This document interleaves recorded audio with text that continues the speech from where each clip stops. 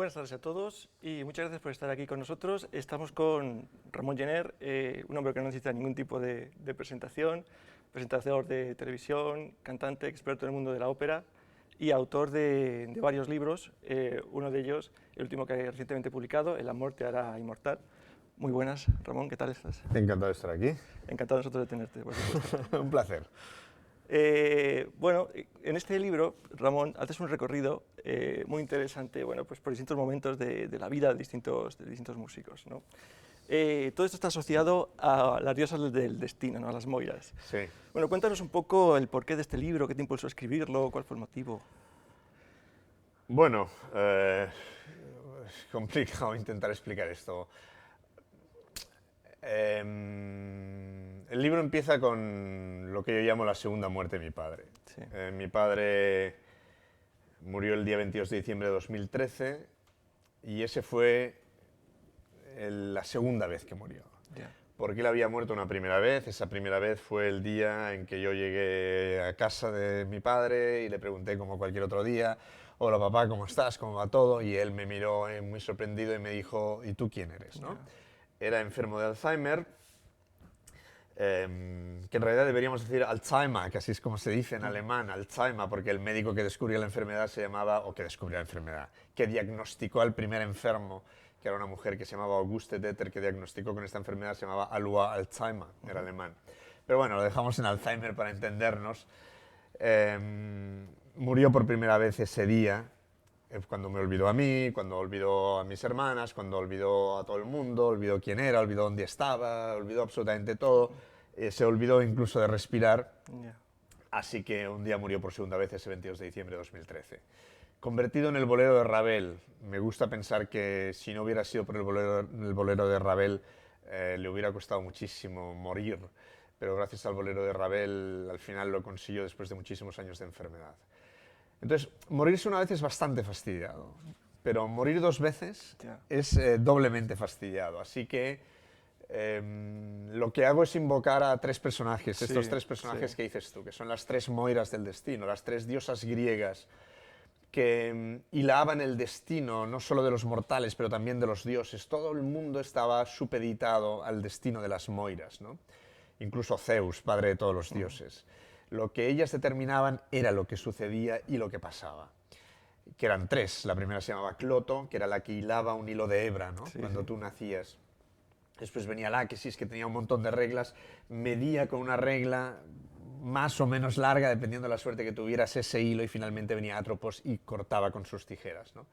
Pero hay una parte muy hermosa de todo esto que cuentas, es cuando al final, cuando plantas estos tres arbolillos, ¿no? Sí. Y cómo cada uno tiene una forma distinta y las asocias, ¿no? Con los distintas... Sí, con los me distintos... gusta pensar que cuando tengáis el libro veréis que en la cubierta del libro hay tres cipreses, y esos tres cipreses, que son en realidad ellas, pero que no voy a desvelar por qué están al final, pero sí, esos tres cipreses tienen la forma de ellas, ¿no? Uno es más alto, más larguirudo, el otro es un poco más chato, más regordete, etcétera, etcétera, igual que son ellas. Ellas me acompañan siempre he pensado que tengo no un ángel de la guarda, sino que tengo tres que siempre están conmigo.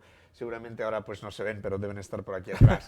Y pensar que son ellas las que me cogen y me dicen: oye, con todos estos sentimientos que tienes por el tema del duelo de tu padre, ¿no? Que vamos a intentar llevarte y vamos a intentar que viajes en el tiempo y en el espacio con nosotros, y así puedes ir a ver a una serie de personajes, músicos naturalmente, para intentar aprender de ellos cómo sobrellevar todo este tema del duelo, ¿no?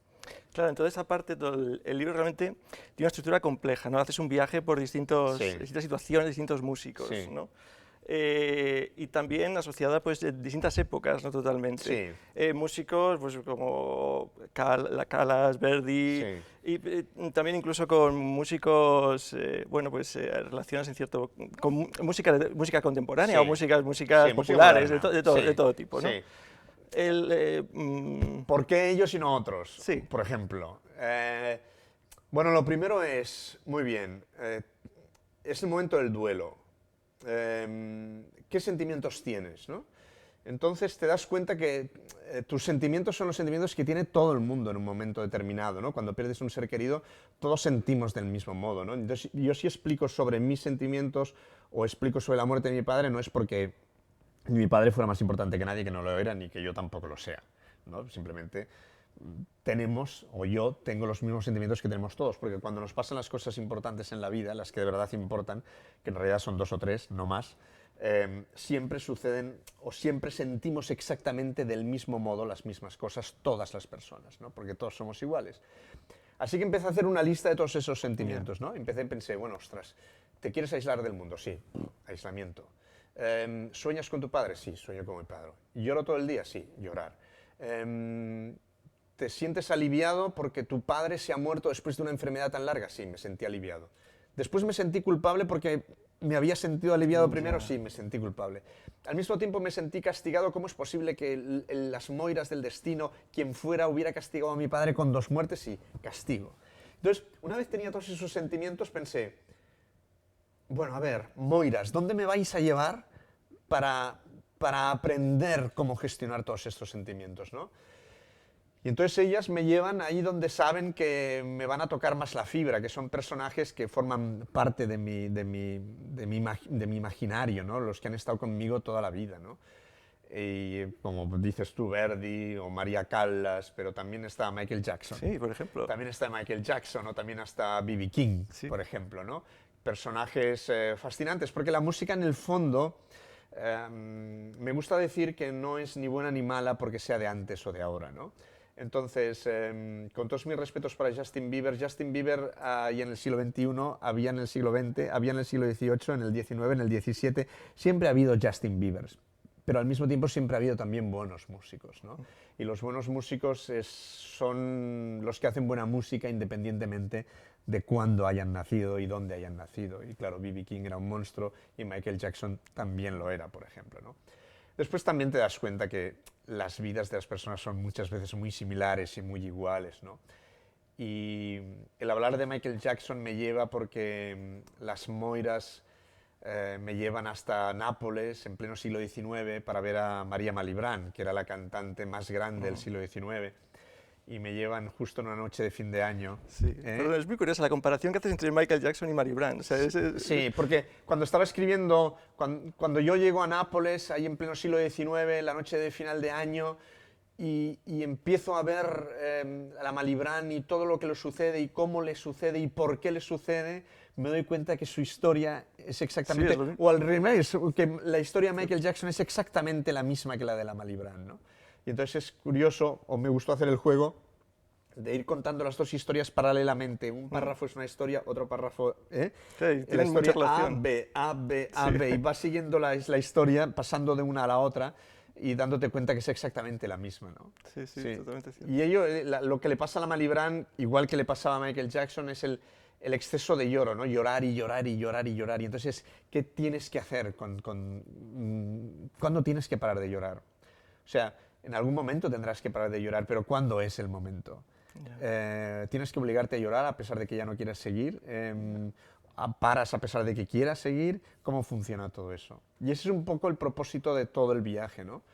Cada uno de esos personajes, viendo cómo ellos resuelven ese sentimiento, yo, y espero que el lector también, pues pueda encontrar una manera también de resolver los suyos. Totalmente.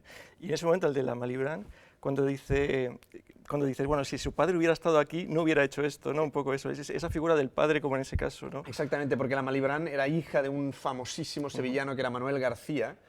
Manuel García es una de las personas más importantes de la historia de la música y de la historia de la ópera, sin duda. Era un sevillano muy espabilado, compositor, empresario, poeta, maestro de música, maestro de canto, tenor. Fue, por ejemplo, el que estrenó El Barbero de Sevilla, ni más ni menos, ¿no? Y solo por dar un dato, cuando estrenó El Barbero de Sevilla en Roma, Manuel García, que era el tenor, cobró más que Rossini, que era el compositor de la ópera, ¿no? Para que nos llegamos a una idea de lo importante que era este tipo, ¿no? Pero claro, Manuel García era al mismo tiempo una persona súper estricta, súper rígida, ¿no? Entonces fue el que se encargó de la educación musical de su hija, Claro, de que María Malibran. es como la comparación con Michael Jackson y su Exactamente. padre, ¿no? Y el padre de Michael Jackson, que era Joe Jackson, era un déspota y los dos trataron a sus hijos del mismo modo, ¿no? Con una disciplina, no ya diré, no quiero decir militar o castrense, no, más, con una disciplina prácticamente sin miramientos, ¿no? Sin compasión, ¿no? O sea, sabemos, tanto los dos padres sabían que tenían entre manos una joya que nunca más a lo mejor se repetiría en la historia. Claro, casi como el padre de Mozart también, ¿no? Exactamente, exactamente. Y que tenían que hacer algo para que eso surgiera y viera la luz. Y en ese momento para ellos el fin justificaba cualquier medio, ¿no? Y bueno, los dos sufrieron, sufrieron un montón por culpa de sus padres. Pero, como le pasa a Malibran, cuando de golpe pierde al padre, Claro. se da cuenta que hay una serie de errores que ella hace que si el padre hubiera estado Sí. con ella, no los No sé hubiera cómo ha hecho. sido, sí. Una pregunta, y de todas estas historias, de todos los personajes que cuentas, ¿realmente con cuál te quedarías? ¿Cuál es uno de los que...? Bueno, esto es complicado, porque claro, todos los personajes al final... Si tuvieras que dar una situación, o si tuvieras que... Mira, estamos en la corte de Madrid, 1756, con Farinelli. Estamos en Nápoles, en pleno siglo XIX. Vamos hasta Londres, hasta París, hasta Düsseldorf, hasta tantos sitios, hasta Nueva York para hablar con Toscanini. Pero hay una historia que tal vez me toca de un punto más personal, y es que si tú vas a escribir sobre Verdi o vas a escribir sobre Puccini, pues son personajes que están ya un poco más alejados y tú puedes escribir sobre ellos de un modo mucho más relajado. Pero cuando yo me planteé, para intentar explicar el sentimiento del castigo, ir a visitar a Joaquín Rodrigo, al compositor español Joaquín Rodrigo, pues claro, Joaquín Rodrigo tiene una hija que vive en Madrid y que es la presidenta de la Fundación Joaquín Rodrigo. Y entonces, claro, yo todo lo que explico en el libro sobre Joaquín Rodrigo y sobre el porqué del concierto de Aranjuez es una teoría que tengo yo, pero que no existe en ningún libro. Es una teoría mía un poco loca, pero que, claro, antes de poner negro sobre blanco pensé, bueno, habrá que pedir permiso. ¿Se lo consultaste? Habrá que pedir permiso a la hija del curiosísimo. maestro Rodrigo, porque imagínate que después lo lee y dice, bueno, este tío que se está inventando sobre mi padre. Y entonces, bueno, pues hice eso, descolgué el teléfono, la llamé y le dije, oye, mira, soy Ramón, y me gustaría venir a hablar contigo porque estoy escribiendo un nuevo libro y quiero escribir una cosita sobre tu padre. Y entonces fui, lo estuvimos comentando, le dije, mira, yo creo que a pesar de que tu padre nunca dijo esto, yo creo que el concierto de Aranjuez es por culpa o gracias a la hermana que tú no tienes. ¿Bien? Porque cuando Joaquín Rodrigo estaba con su mujer en París, su mujer dio a luz una niña de 7 meses, muerta, sin latido en el corazón. Entonces, cuando yo estaba hablando con Cecilia en Madrid, le dije, ¿tú te acuerdas de esa hermana que tú no tuviste? Esa hermana que nació muerta. Esa hermana es la que hizo el concierto de Aranjuez, ¿no? Entonces recuerdo que se lo conté, se emocionó bastante. Claro, la idea es muy hermosa, realmente. Le hizo mucha ilusión, y si si cogéis el libro, vais a los agradecimientos, veréis que al final hay un agradecimiento especial para Cecilia Rodrigo, en el que pone gracias a Cecilia Rodrigo por darme el permiso. Claro.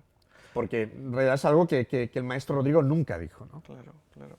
Además, creo que, corrígeme si me equivocas, en ese capítulo lo haces una comparación con Sísifo, con el mito de Sísifo. Sí. Sísifo, porque sí, el libro está repleto de Sí, mitología, totalmente. griega, de la cual soy bastante friki y me gusta mucho. Sísifo es la persona que, descubrís en el libro por qué, es castigada para toda la eternidad, Sí. ¿no? A coger una piedra y está en el Hades y tiene que coger esa piedra desde lo más profundo del Hades y llevarlo hasta la cima. Y entonces cuando está en la cima, o sea, esa es su tarea. Le dicen, tú tienes que coger esta piedra, una piedra inmensa, y la tienes que llevar desde el valle hasta la cima de la montaña. Y él dice, vale, correcto. Lo que él no sabe es que cada vez que lo hace, cada vez que está a punto de llegar, Vuelve otra vez. la roca se le cae y vuelve otra vez. Entonces él se siente castigado eternamente, del mismo modo que se sentía Rodrigo. Claro. Y del mismo modo que yo me sentía también un poquitín, ¿no? Pero ¿por qué mi padre tuvo que morir 2 veces? Ya. Cuando en realidad todo el mundo con una es suficiente, Sí, ¿no? porque Pues este no, tipo él de- tuvo que morir 2 veces. Entonces, en esa sensación de castigo es en la que estamos y en las que intentamos, junto con el maestro Rodrigo, encontrar la manera de salir del castigo. Interesante. Una pregunta. En este libro hay mucha música, hace referencia a muchas músicas. Porque ¿se te ha ocurrido de alguna manera que si pudiera el libro estar con un CD, incluyendo todas estas músicas o de alguna forma? A ver, soy contrario a estas cosas. Esto es muy típico de cualquier editorial. Oye, ya que hay tantas músicas y que hablas de tantas músicas en el libro, ¿por qué no ponemos un CD? ¿Por qué no hacemos una lista de Spotify? ¿Por qué no sé qué? ¿no? Y entonces, yo soy contrario a esas cosas, en el sentido de que los griegos decían que solo hacemos dos cosas en la vida. Hacemos muchas todos los días, pero en realidad solo hay dos cosas que importan que hacemos. La primera es asediar aquello que queremos. Y para eso se escribió la Ilíada, que es el asedio de Troya. Agamenón quiere Troya. Agamenón asedia Troya.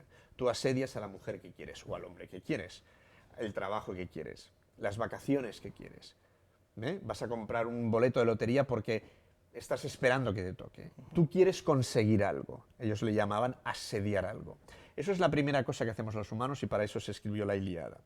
Y la segunda cosa que hacemos los humanos, y única, es volver a casa. Y para eso se escribió la Odisea.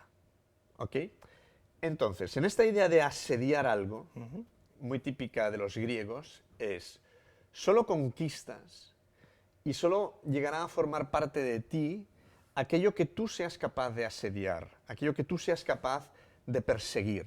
De tal modo que si tú en el libro tienes todas las músicas... O sea, quieres que vayan, o sea, que las busquen, si no la conocen, que vayan. Exactamente, precisamente hagan el esfuerzo, ¿no? Precisamente, ostras, esta música, joder, es muy interesante, pero no está, pues yo qué sé, abres el ordenador, te metes, te vas a Spotify, te metes en YouTube, no sé, y la vas a buscar. Y el momento que tú la vas a buscar es, de algún modo, cuando tú la estás asediando, llega un momento que la conquistas. Y en cuanto la conquistas, en ese preciso momento ya forma parte de tu ADN. Ya. Mucho más que si tú estás tranquilamente, ¿no? Y te lo dan hecho. Entonces, me gusta más volver a esa idea griega de intentar conseguir lo que quieras. Sí. No, me parece una idea estupenda. Una pregunta, mira, en el capítulo de Farinelli, que le llamas El resentimiento del monstruo. El resentimiento del monstruo. Citas una frase del educador Philippe Mérieux, dice, de su libro, de Frankenstein, Frankenstein Educador. Frankenstein Educador, exactamente. Sí, dices, en educación no se trata de fabricar a nadie, sino de crear las condiciones para que otro pueda hacerse a sí mismo. Sí, este es un libro de este Mérieux, que es un antropólogo francés maravilloso, y es un libro que recomiendo leer a todo el mundo, sobre todo los que no sepáis cómo ser padres. Yo tampoco sé, a pesar de que soy padre. Creo que nadie sabe, ¿no? Nadie sabe. Pero él escribió este libro que se llama Frankenstein Educador, es decir, sobre el mito de Frankenstein, es decir, el hombre que quiere crear a otro hombre a su imagen y semejanza y que quiere que ese hombre se convierta en lo que él ha pensado que debe ser, ¿no? Siempre he pensado en esta cosa de la educación, que también es una cosa que está siempre muy presente en todo, cómo tiene que ser la educación, cómo tiene que ser... Yo creo que en esa frase se resume bastante todo, o sea, hay que poner los medios para que la persona que viene pueda ser lo que él quiera ser.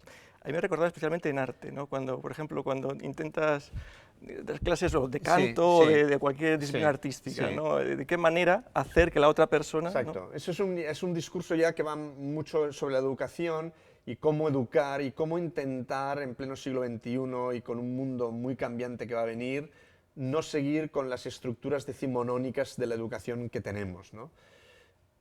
Ojalá pudiera haber montones de profesores que lo que se dedicaran era intentar saber, averiguar qué son sus alumnos, quiénes son sus alumnos, en qué son excelentes sus alumnos y en cómo despertarles las curiosidades adecuadas para que en aquello que son buenos puedan realizarse, ¿no? Y este era un poquitín el caso de Farinelli, que por eso se llama así El resentimiento del monstruo. Es tremendo el capítulo, ¿eh? Sí, porque él empieza precisamente con Frankenstein y el hecho de Frankenstein, justo del monstruo antes de morir, en que llora la muerte de Víctor Frankenstein diciendo, es que este hombre era mi padre, ¿no? Este hombre fue el hombre que me hizo a mí, ¿no? Es lo mismo que le pasa a Farinelli, porque Farinelli, cuando las Moiras me llevan a verle, es justo en el preciso momento en que él acaba de enterrar a su hermano en Madrid. En 1756, el 20 de noviembre de 1756. Y claro, era su hermano, y él le quería porque era su hermano, pero al mismo tiempo es la persona que, aunque no fuera materialmente, le castró. Claro. Y decidió que le castraran. Pero realmente le convirtió en lo que le convirtió en lo que era. Y del mismo modo que Víctor Frankenstein hizo al monstruo, ¿no? O del mismo modo que, no sé, que Geppetto hizo a Pinocchio, ¿no? Sí. Todas esas cosas. Y ahí en ese capítulo se entremezcla todo esto, ¿no? Cómo no sentirte resentido, ¿bien?, ante ese que deberías querer, pero que en cambio te utilizó para que tú fueras como él quería que fueras, ¿no? Y ahí es un poquitín lo que intentamos averiguar. ¿Cómo se lleva todo eso? Porque sí es verdad que yo también con mi padre, que era un hombre que quería enormemente, pues él, claro, también quería que yo fuera de un modo determinado. Claro, pero yo creo que eso es algo de todos los padres, ¿no? Exacto, También, o sea... exacto. Pero yo ahora, después de haber leído el libro, después de haber escrito el libro, perdón, tengo clarísimo que, oye, cada uno tiene que ser exactamente lo que quiera ser. Claro, al hilo de esto, hay una frase que dices de tu padre, que yo creo que también es muy de todos los padres, Sí. ¿no? Sobre todo los padres de los hijos que estudian música, ¿no? Sí. Bueno, y aparte de la música y del canto, bueno, Exacto. ¿tú qué vas a hacer? Vamos Exacto, a ver. exacto. Esta es una cosa muy típica también en mi casa. Imagínate, mi madre era mucho más artística, ¿no? Y los niños que estudian música y tal, y enseguida, pero mi padre era, vale, perfecto, pero bueno... Ya, bueno, y aparte de esto, sí, Pero, a pero ver. esto está muy bien, pero esto es solo es un divertimento. O sea, ¿qué vamos a estudiar de verdad que merezca la pena, no? Claro, imagínate. Yo, de hecho, estudié ciencias empresariales Claro. por mi padre, porque yo no tenía el más mínimo interés. Y entiendo que es muy importante, y entiendo que es muy importante saber leer un balance y hacer un balance de activo y pasivo, o saber algo sobre microeconomía y macroeconomía, pero al final, donde yo he encontrado mis respuestas en la vida, es en la Divina Comedia de Dante, es en Petrarca, es en Goethe, es en Munch, es en Van Gogh, es en Verdi, es en Brahms, es en Wagner. No lo sé. Yo creo que él, como tantos otros padres, lo hacía con toda la mejor intención del mundo, ¿no? Pero yo creo que tenemos que entender que si precisamente hay algo en el futuro que va a tener futuro, es desarrollar todas esas cosas que tengan que ver con la creatividad, con el talento y con todas las cosas que en un futuro más próximo que lejano las máquinas no podrán hacer. Eso sin duda, sí, sí. Sí, cualquier cosa que tenga que ver con la creatividad, con lo que es consustancial con nosotros, con el pensar, con el compartir, con el crear compartiendo, con el pensar compartiendo, con todas esas cosas. Yo creo que ahí está un poquitín el futuro. Está el que todos esos niños no tengan que sufrir el complejo de Frankenstein. No sé si tenemos tiempo, pero sí me gustaría también comentar aspectos de tu anterior libro. Creo que... De si Beethoven pudiera escuchar. Sí, sí, del anterior, porque yo creo que también es muy interesante y comentas ciertos aspectos al respecto de trenes musicales a los que te subes y bajas, ¿no? Sí. En ese libro. Sí. Bueno, la vida siempre ha sido generosa conmigo, ¿no? Entonces, sí es verdad que mi madre se preocupó mucho de que yo subiera al tren de la música enseguida, así que con 6 años me apuntó al conservatorio, me llevaba al liceo, me llevaba a ver todas las óperas, me hizo estudiar piano, solfeo, armonía, contrapunto, todas las cosas que te puedes imaginar con 6 años. Ese día me subí al tren de la música por primera vez, pero con 11 años decidí que yo no quería ser eso para nada, y que yo no tenía nada que ver con la música porque durante todo ese periodo de tiempo lo único que aprendí fue a odiar la música. Pero es una crítica muy grande hacia el sistema educativo en ese sentido, ¿no? Supongo que al final todo depende del profesor que enganchas y de cómo lo enganchas, pero en cualquier caso yo ya de entrada no entré bien en ese mundo. Ya. Piensa que, claro, yo bajaba al conservatorio en Barcelona, a las Ramblas, venía del colegio súper cansado, todos mis amigos iban a jugar al fútbol y yo tenía que coger el metro, bajaba con el metro 2 horas, llegaba hasta la Plaza de Cataluña, tenía que bajar las Ramblas, llegaba al liceo, subía las escaleras, hacía frío, llovía, mis amigos estaban jugando, yo tenía que estar ahí solfeando, estudiando música. Era bastante dramático, por lo menos para mí fue dramático. Claro, pero también hablas de la creatividad, como que faltaba en esos estudios cierta creatividad en ese sentido. Que lo que se hacía era estudiar. Algo súper rígido, estudiar, ¿no? Y estudiar y estudiar. Los ingleses tienen mucho más fácil, ¿no? Porque, por ejemplo, los ingleses ya tienen una aproximación a la música muy distinta, porque cuando tú tocas música, you play music. tú Juegas juegas con ella. música, estás jugando con la música, pero aquí se trata de estudiar, estudiar. Bueno, con 11 años decidí hacer una huelga de manos caídas, no tocar nunca más el piano, y de hecho iba a clase del conservatorio y no tocaba. Me ponía las manos aquí y decía, la profesora me decía, toca, y yo decía, no me da la gana de tocar. Entonces me rebelé hasta que me echaron. Y ese día me bajé del tren de la música. Pero después tuve la oportunidad de conocer a Victoria de Los Ángeles, Sí. que fue la persona que con 18 años me devolvió por segunda vez al tren de la música. Y fue la persona que me dijo, oye, tienes voz, deberías cantar, deberías volver a estudiar. Con ella volví a empezar. Y empecé mi carrera como cantante, etc. Volví a retomar todos mis estudios musicales y volví. Durante todo un tiempo estuve cantando y estuve otra vez de nuevo en el tren de la música, por segunda vez.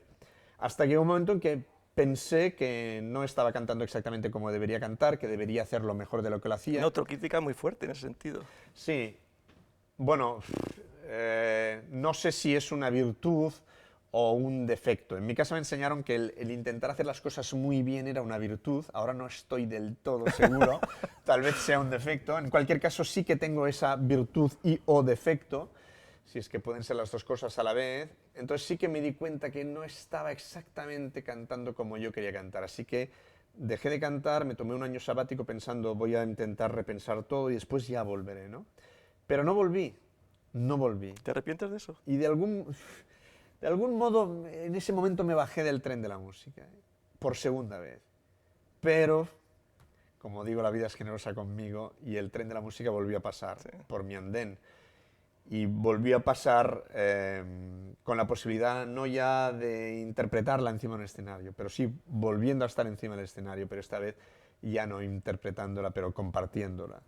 Que me gusta más el verbo compartir que no el verbo enseñar o el verbo divulgar o el verbo...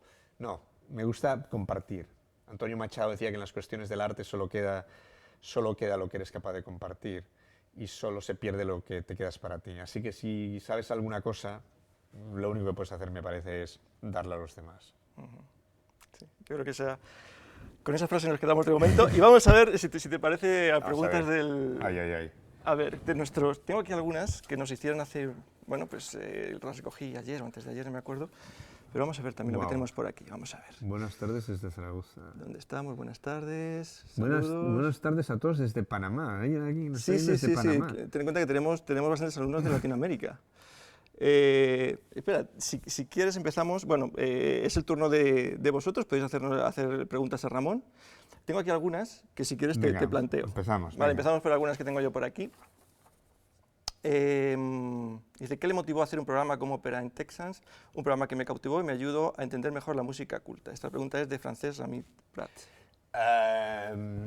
Yo un día estaba haciendo una conferencia y alguien vino y me dijo, hombre, tú deberías hacer un programa de tele con todas estas cosas que explicas, es muy guay lo que explicas, ¿por qué no hacemos un programa de tele? Yo pensé, pues sí, muy bien, pero ¿cómo vamos a hacer un programa de tele? No te preocupes, no te preocupes. Al día siguiente volvió a otra conferencia mía y vino con un productor de televisión. Y el productor de televisión quedó también muy pasmado y dijo, ostras, tendríamos que hacer un programa de tele sobre la ópera, sobre la música, ¿cómo lo hacemos? Yo lo único que me planteé es, bueno, vamos a hacer un programa, si vamos a hacer un programa de televisión sobre ópera, vamos a hacer un programa de televisión para toda la gente que no va a la ópera. Porque los que van ya van. Y esos no necesitan un programa de televisión, pero a lo mejor los que lo necesitan son los que no van nunca, o los que piensan que la ópera no va con ellos, o los que están llenos de prejuicios pensando que la ópera va a ser una cosa aburrida, que va a durar 10 horas, que van a cantar en no sé qué idioma que no voy a entender nada, que va a haber una señora de 300 kilos encima del escenario que se va a estar durante 2 horas muriendo y chillando, que no voy a saber cuándo tengo que aplaudir, que cómo me tengo que vestir, todas esas cosas que en realidad son solo prejuicios que tienen poco que ver con la ópera. Así que se trataba simplemente de intentar compartir la ópera tal como yo la veo, como un hecho totalmente normal y cotidiano, del mismo modo que puedes ir al cine, puedes ir a la ópera, del mismo modo que vas al teatro, del mismo modo que vas a cenar en un acto, ya sabes que la cocina hoy en día ya es casi un acto también cultural, ¿verdad? Pues todas esas cosas, intentar compartir la ópera sin prejuicios, o sea, intentando liberarla de todas las caspas que en realidad no tiene, pero que la gente piensa que tiene. Fíjate que al hilo de esta pregunta, hay otra pregunta que hace Marco Antonio Jiménez. Dice, ¿qué crees o qué impacto cree que tendría en la sociedad la emisión de su programa de televisión en una cadena, bueno, no, o sea, en una cadena de mayor nivel de audiencia, una zona de mayor nivel de audiencia? Mira, el programa se ve ahora, mi programa This is Opera se ve ahora en 52 países. Pues entonces creo que estamos Se ve ahora en 52 países en todo el mundo, en países tan dispares como, por ejemplo, la última cadena que ha comprado mi programa es Al Jazeera. Y Al Jazeera está emitiendo mi programa en todos los países del Magreb hasta Arabia Saudí. Por ejemplo, otro país, Australia, Croacia, Letonia, todos los países de América Latina, todos los países que puedas imaginar de Europa. Entonces, se emite en muy distintos canales, a muy distintas horas, con perfiles de gente totalmente distintas. Y en todos lados el programa es bien aceptado, y en todos lados estoy muy contento, recibo mensajes de todo el mundo de gente que está viendo el programa desde Corea, por ejemplo, claro, desde Singapur o desde Taiwán, que les gusta el programa y que lo ven en prime time, ¿no? Por ejemplo. claro. Ahora, ¿qué pasaría en España? No lo sé. En España, en un programa como el mío, como los que he hecho o como el que espero poder hacer el año que viene, sí, sin duda es un programa que tiene que ir en un tipo de tele determinada y seguramente no encajaría. Es que ya ni siquiera las televisiones se plantearían un programa como el mío. O sea, si estamos pensando en las cadenas privadas españolas. Es que ni siquiera se lo plantean, no entra en sus esquemas. Si yo fuera a decírselo, creo que es que... ¿Pero por qué? ¿Por qué crees que...? Porque ellos tienen un tipo de... Cada cadena tiene su target de público y su tipo de programa, ¿no? Entonces sabes que los programas de Mediaset van dirigidos a un tipo de público determinado y tienen un tipo de programa determinado. Yeah. Que los programas de tal, y cada uno tiene su target y tiene su no sé cómo decirlo, su clientela hecha. Yeah. Su clientela hecha, ¿no? Y después hay que tener en cuenta que siempre me gusta, creo que es una cosa que es bastante gráfica de entender, todas estas cadenas lo que necesitan es programas para meter en medio de los anuncios. ¿Bien? O sea, cuando tú estás en una cadena española, una televisión pública como Televisión Española, pues se trata de una programación, se trata de hacer algo, se trata de intentar hacer un proyecto de televisión. Acertado o no acertado, pero hay un algo. En los otros casos se trata de qué es lo que vamos a poner en medio de los anuncios para que podamos vender los anuncios al mayor precio posible, ¿no? Entonces tú eres simplemente una moneda de cambio para estar en medio de los anuncios. No es que los anuncios vayan en medio de los programas. Ya, es que tú estás en medio. Es que los programas van en medio de los anuncios. Ya, Sí. que la idea es triste, o sea... Bueno, es así, es el modelo, no, ni bien ni mal, quiero decir... Es un tipo de tele y gracias a Dios hay muchos tipos de tele y distintas filosofías de televisión. Bueno, a ver, te sigo con preguntas. Yo estoy aquí yo estoy intentando contestar Espera, que no sé si dar paso aquí a alguna pregunta del chat. Vamos a ver. Hola, buenos días. Esto me parece interesante. La manera como... es que está muy chiquito. Encuentras un camino hacia la resiliencia a través de la música, en un escenario como el Colombia, donde tanta gente ha sufrido muchas pérdidas. ¿Cómo crees que podríamos hacer un recorrido para entender la música? Pues hay que leer mi libro.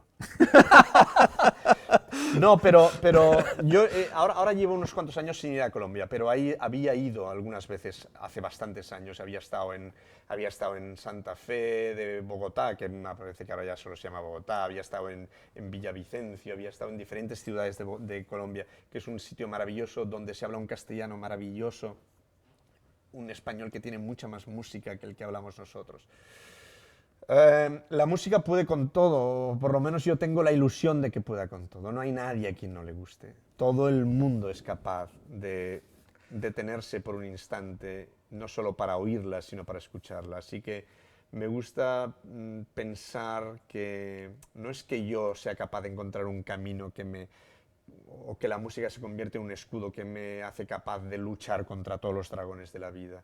Yo creo que la música es un escudo, un amigo, un protector, un compañero, un guía para todo el mundo que quiera. Y con la música, en realidad, todo es mucho más fácil. Claro, fíjate que en ese sentido tenemos varios alumnos que hacen preguntas similares. A ver.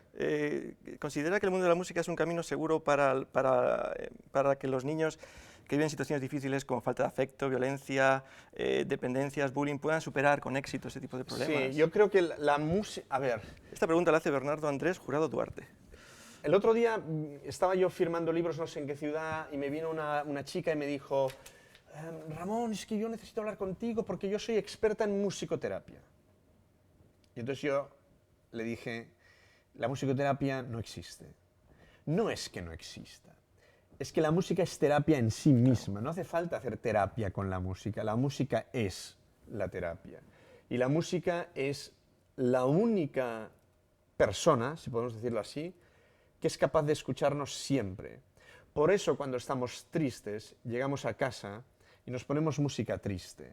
Tú no estás hecho polvo porque acabas de perder a un ser querido o tu novia te ha dejado, llegas a casa y te pones un mambo y te pones a bailar. No, llegas a casa y te pones música triste. ¿Por qué? Porque necesitas la compañía de alguien. Necesitas que alguien te escuche. En ese momento no eres tú que estás escuchando la música, es la música que te está escuchando a ti. Porque la música es la única amiga que te va a escuchar siempre que tú lo necesitas. Así que escoges la música que tú necesitas para pasar ese mal trago. Pero es curioso, eso también comentas en el libro, que si estás triste te pones música triste. Sí. Sería paradójico, sería Exacto. lo normal ponerse música alegre para levantarte el ánimo. Y ese tipo de Exacto, cosas, pero ¿no? no, porque tú necesitas hablar con alguien y no vas a estar dando la tabarra y llamando a todos tus amigos para que aguanten tus neuras de todo lo que te está pasando. Y como no puedes hacer eso, porque todo el mundo tiene su vida, entonces necesitas un amigo con quien hablar, necesitas un amigo con quien hablar. Y ese amigo es la música, lo encuentras en la música. Pones esa música porque esa música te entiende. Tú escoges la música que te está entendiendo a ti, está entendiendo tu estado de ánimo. En ese momento te está escuchando. Y esta idea es como muy maravillosa. La idea de no soy yo el que está escuchando la música, sino que la música es un compañero tan infalible que llega un momento en que es ella que te escucha a ti. Lo tratas también, y me estoy acordando ahora mismo, con respecto al piano, los instrumentos musicales, ¿no? Sí. Como si fuese una persona, realmente tu relación con el piano. Sí. Sí, Que bueno, mi relación con el piano, yo en mi casa, no es una casa muy grande, y claro, yo tengo un piano, el piano forma parte de mi vida, de mi ser, entonces yo en mi casa no hay mesa de comedor, no hay nada, hay un piano. Entonces, si tengo invitados, pues comemos en la cocina, porque es el único lugar... Pensaba que me encima del piano. No, es el único lugar donde podemos comer, porque el piano está ahí, ¿no? El piano no es solo para mí no es solo un instrumento, es el amigo, es el que siempre está, es la persona en la que siempre puedo confiar, es la persona que va a tocar siempre la música que yo necesito. Es además una máquina del tiempo. Sí, lo dices también. Es una agencia de viajes. Porque si yo me pongo a tocar a Garota de Ipanema de Tom Jobim, estoy en un segundo en la playa de Ipanema en Río y estoy viendo todas las garotas, todas las chicas de Ipanema paseando por la playa, ¿no? O si yo toco una sonata de Mozart, estoy irremediablemente en un segundo en la Viena imperial del Imperio Austrohúngaro de finales del siglo XVIII.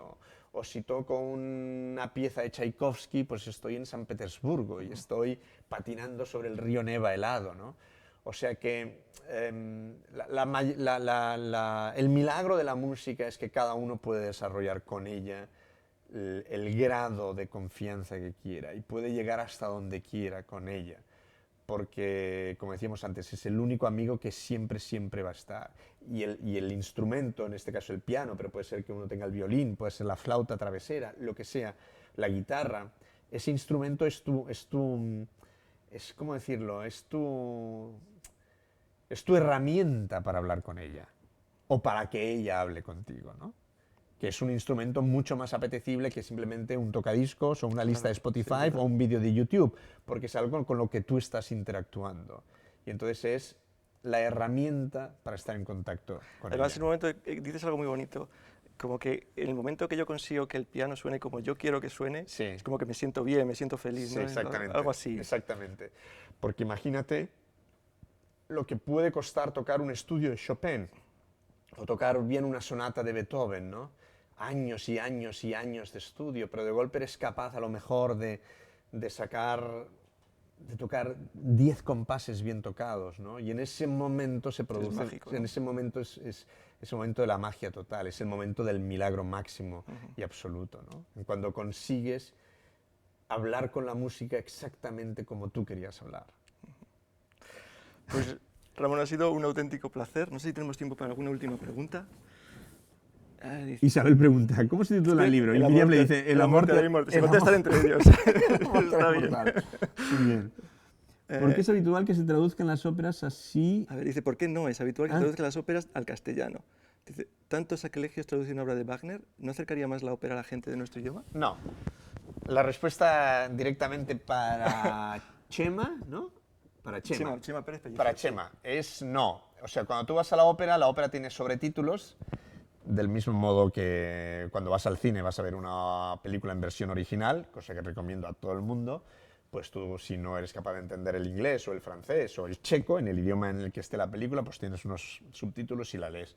En el caso de tú vas a ver una ópera de Wagner, pues también estará cantada en alemán y tú tendrás los sobretítulos arriba para poderla seguir. Después hay que tener en cuenta que después ha venido el mundo del musical, que es otro mundo, pero en el mundo de la ópera, la música se escribe de acuerdo a unos poemas determinados que están escritos en un idioma determinado. Y ese idioma tiene una musicalidad y tiene unos acentos. Y la música se ha escrito para esos acentos y para la musicalidad de ese idioma. Es más, si hablamos además de Wagner, es con doble razón, porque ya no es todo esto que hemos dicho ahora, sino que en el caso de Wagner el poema en sí mismo tiene un valor artístico. Tiene el valor de un poema que se puede leer del mismo modo que tú lees a García Lorca o que puedes leer a Rafael Alberti, o que puedes leer a Schiller o que puedes leer a Baudelaire o a quien sea, o a Gabriele D'Annunzio, digo por citar a alguien de todos los países. Entonces, ese poema tiene un valor poético en sí mismo y sería bastante catastrófico traducirlo. Y además después hay que tener en cuenta el tema de que la música está escrita para ese idioma, con esos acentos y con esa musicalidad. Después vino el problema de los musicales, pero este es otro mundo.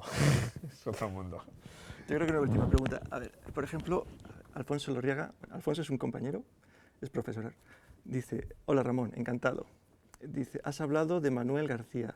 Su hijo fue defensor de la teoría de la ruptura de la voz. Sin embargo, otro experto de la ópera, Sir Morel Mackenzie, contemporáneo de García, defendió la continuidad del canto durante la muda de voz.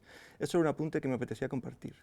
Bueno, solo un apunte, no, sin contestar en profundidad a esto, porque esto es una cosa muy técnica que nos llevaría una vida hablar de esto. Hay muchas teorías sobre el canto y sobre la voz y sobre las mudas de voces, sobre el pasaje de la voz, sobre los distintos registros de la voz. En cualquier caso, tanto Manuel García padre como Manuel García hijo, que también existió y que fue barítono, así como el padre era tenor, el hijo era barítono, y fue el inventor del laringoscopio. O sea, fue el primero que fue capaz de ver cómo era la laringe por dentro y cómo funcionaba la laringe. Fueron de las primeras personas que teorizaron sobre cómo funcionaba la laringe y fueron los primeros que lo pusieron negro sobre blanco. Después, a partir de ahí, hay muchas otras personas, como dice él, que defienden otro tipo de cosas, y etcétera, etcétera, etcétera. Pero esto creo que sería un discurso demasiado técnico y nos iríamos un poquitín demasiado. Bien, pues yo creo que vamos cerrando pues nos estamos pasando ya de tiempo. ¿Sí? Nos estamos pasando del tiempo. Llevamos... Por ahí dicen que sí. Nos van diciendo que digamos adiós. Sí. Pues es una pena, la verdad es que yo me lo he pasado muy bien contigo, ha sido un placer absoluto estar aquí contigo compartiendo este rato con tu libro y con todo. Yo también, muchas gracias, un placer. Y nada más, pues nos despedimos y hasta la próxima. Hasta la próxima, hasta que me volváis a invitar a Logroño, yo me he encantado. Estoy encantadísimo de que estés con nosotros. Muchísimas gracias, Raúl. Venga. Un placer. Lo mismo digo, y un beso para todos.